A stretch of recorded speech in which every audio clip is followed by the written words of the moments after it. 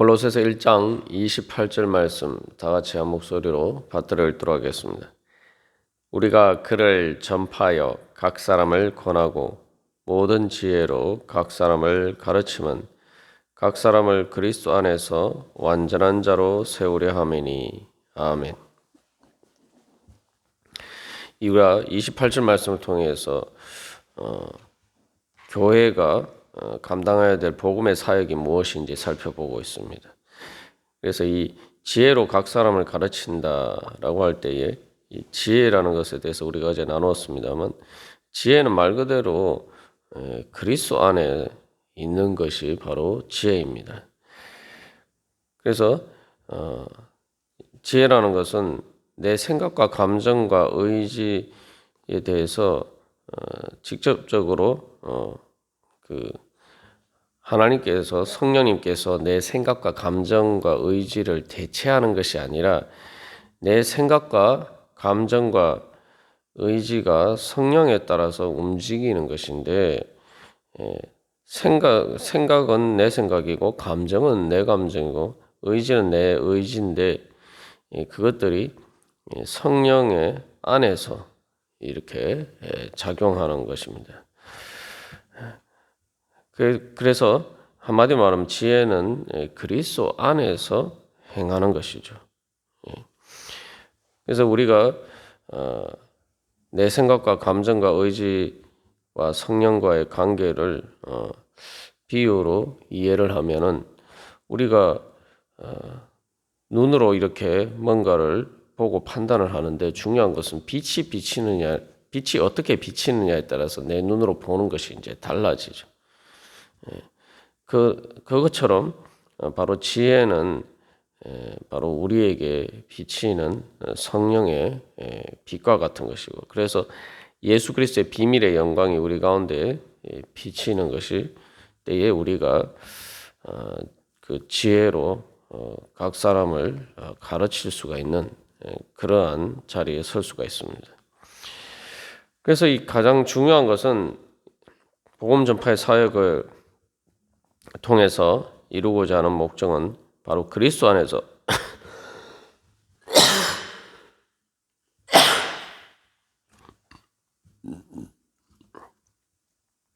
그리스도 안에서 완전한 자로 세우려 한다. 그래서 27절에서는 내 안에 우리 안에 계신 그리스도가 이제 그 예수님이 우리 안에 계시기 때문에, 그것을 통해서 그 예수님 때문에 우리가 이제는 그리스도 안에 거하게 되어야 된다는 겁니다. 이게 무슨 얘기냐면은, 그리스도가 내 안에 계시는데 그 그리스도의 영역이, 그리스도의 그 주권의 영역이, 그리스도께서 역사하시는 그 영역이 점점 확장되어서 이제 그리스도가 내 안에 계신 것이 아니라 내가 이제 그리스도 안에 거하는 게 되는 것이죠. 그래서 우리가 어제 비유를 통해서 나눈 것처럼 내 안에 계신 예수 그리스도께서 빛이다라고 볼 때, 그 빛이 내 안에 감추어져 있을 때는 말 그대로 그냥 그리스도께서 내 안에 계신 것입니다. 그러나 그 빛이 이제 내 안에 감추어져 있지 않고 내 안에서 이렇게 내 밖으로 빛이 드러나게 되면은, 빛이 비치게 되면은 이제 그 빛 가운데 내가 그 빛 안에 있게 되는 거죠. 그것처럼 예수님께서 역사하시는 그 영역이 내 마음의 내 영의 가장 깊은 곳에서부터 점점 확장이 되어서 내 심령을 지배하고, 또한 그것들이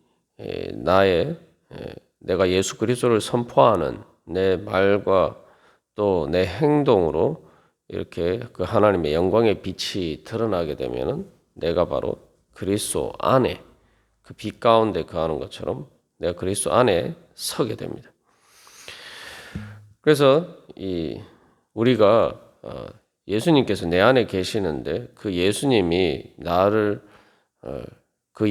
나의 주님으로 모시고 내가 그 주권의 영역에 복종하는 그러한 믿음의 성장이 이루어질 때 점점 내 심령뿐만 아니라 내가 말하고 행동하는 내 삶의 모든 부분들이 점점 예수 그리스도의 그 주권에 따르는 때에, 그렇게 예수 그리스도의 영역이 점점 확장되어 갈 때에 내가 이제 그리스도 안에 거하게 되는 거죠.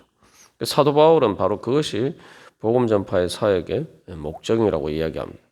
그래서 내 안에 비밀로 감추어졌던 예수 그리스도가 이제 나를 통해서 내 밖으로 이제 영광의 빛으로 이렇게 빛나게 되면은 우리가 그리스도 안에 서게 되는 것입니다.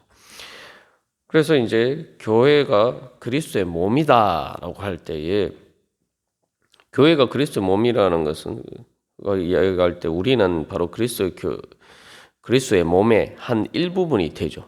그러면은 그리스도의 몸의 한 일부분이 된다는 것은 우리가 그리스도 안에 있는 것이 되죠. 그래서 말 그대로 내가 예수 그리스도의 몸의 한 부분처럼 그렇게 변화되어 갈 때에 바로 우리가 그리스도 안에 서게 되는 것입니다.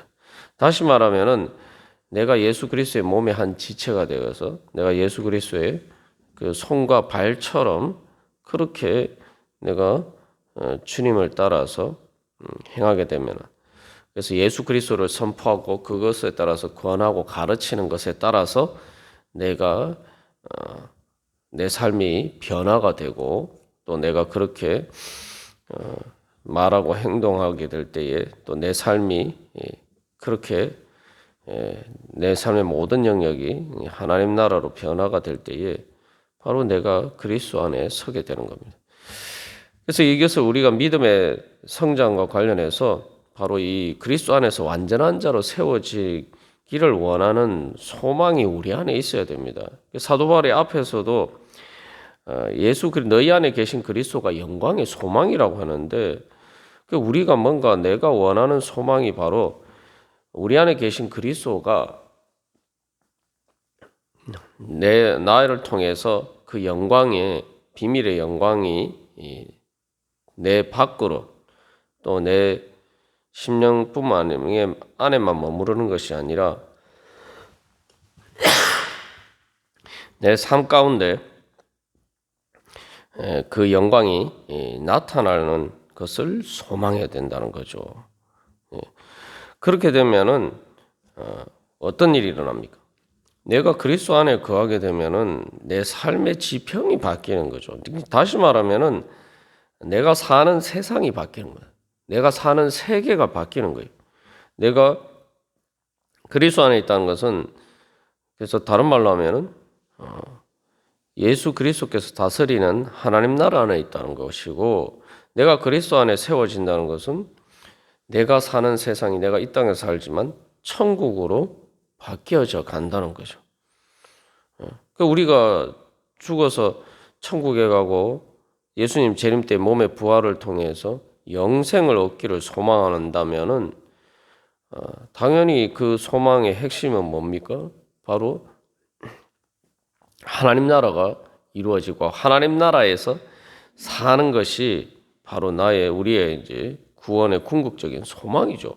그러면은 우리가 이 땅에서도 그런 소망 가운데 그 소망을 이루기 위해서 살아야 됩니다. 그러면은 그 소망을 이루어진다는 게 뭐냐? 다른 말로 하면 내가 그리스도 안에 사는 자가, 그리스도 안에 세워지는 자가 되는 것이죠.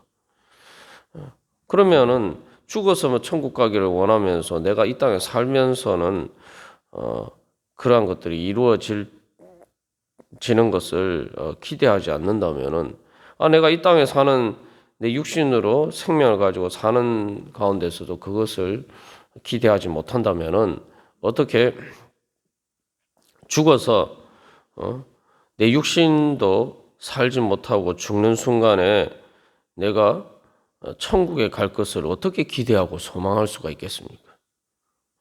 이 땅에 육신에 조금 힘들고 삶이 어려운 가운데서도 내가 천국의 기대, 영광의 소망으로서 내가 그리스도 안에 살 수 있음을 믿지 못한다면은, 그것을 기대하고 소망하지 않는다면은 어떻게 이 땅의 그 어떤 고난과 비교할 수 없는 죽음의 고난 앞에서 내가 어떻게 그리스도 안에 천국에 세워질 것이라고 믿고 기대하고 소망할 수가 있겠습니까?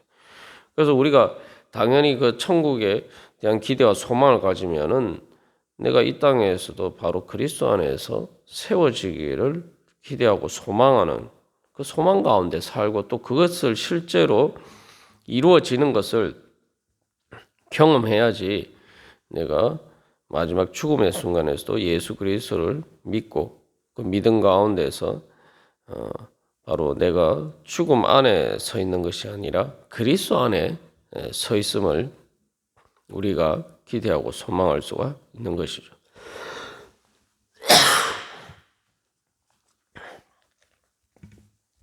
그래서 이 그리스도 안에서 세워진다는 것은 1장 22절에서 이 그리스도 앞에 세워지는 것과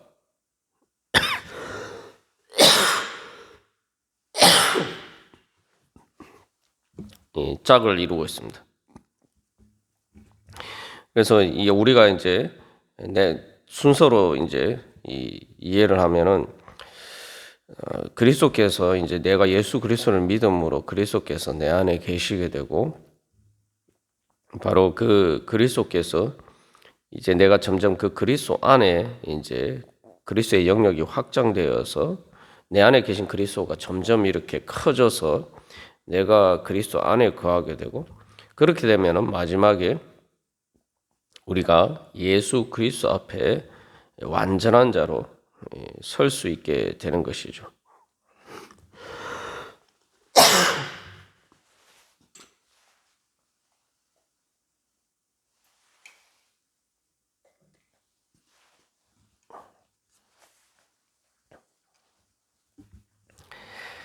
그래서 결국 그리스도 안에서 그리스도 앞에 설 때에 그리스도 앞에 서게 된다. 그것은 이제 예수 그리스도처럼 완전히 변화가 되는 것입니다. 그래서 그것이 바로 우리의 그 복음 사역의 목적이고 내 신앙생활의 목적이고 또 내 삶의 이 목적이 되는 것이죠. 그렇게 되면 결국 우리의 목적이 뭐냐? 내가